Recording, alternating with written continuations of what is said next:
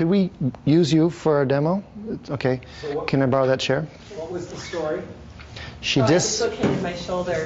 dislocated shoulder. 12 or 15 years ago, but If you sit facing that way.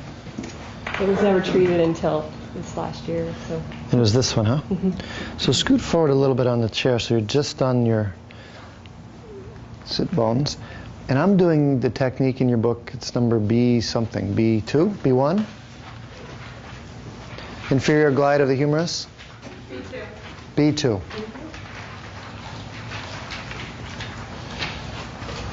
When the shoulder comes up,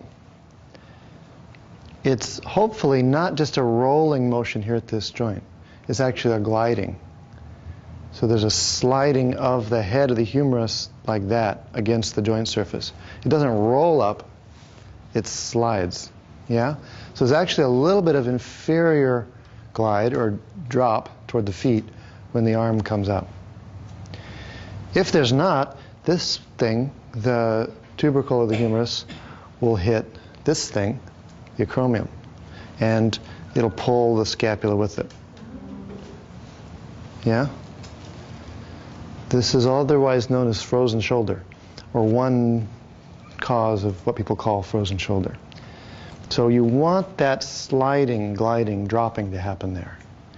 What I'm going to do is I'm going to put my thumb on that humeral tubercle and passively raise your arm and check to see if there is some inferior glide there.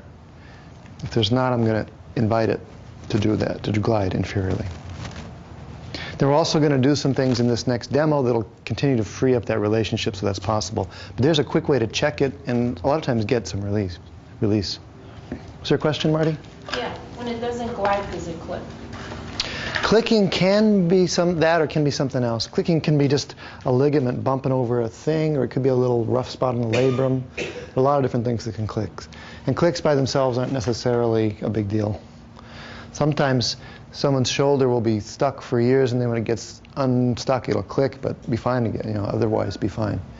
So, is that pressure okay there? Mm-hmm.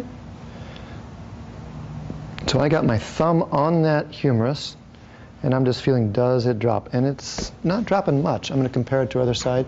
This one drops quite a bit more. Do you feel the difference there? yeah. So this one almost falls out from under my thumb as I lift her arm. While this one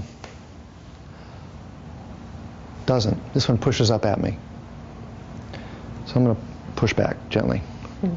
Is that okay, that pressure? Yeah. And you keep finding your sitting bones and find your breath, and the rest of your body is kind of, still keeping its vertical relationship in space. You can try a little different angles, different rotation, but mostly I'm just saying, hey, wouldn't you rather glide than roll to that joint?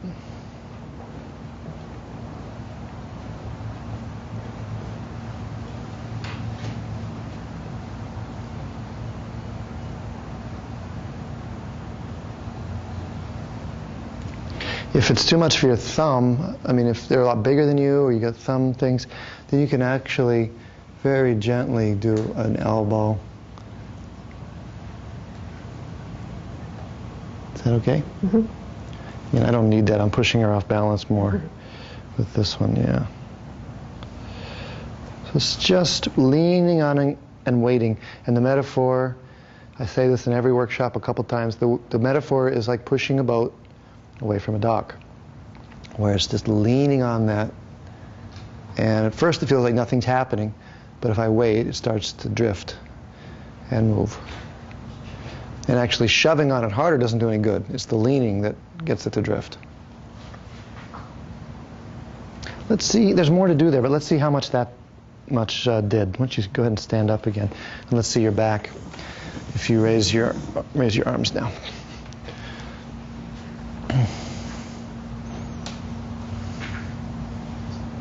Great. What's that like on your side? I felt even. It felt I even. didn't feel the resistance on that side. Let's see it again. There's still some, huh? For sure we're going to get some more freedom around that joint. But perceptually, and there's a difference, and perceptually it's big to her, because you get a little bit sometimes and it feels huge, just the shift. Okay. Get a partner, any partner.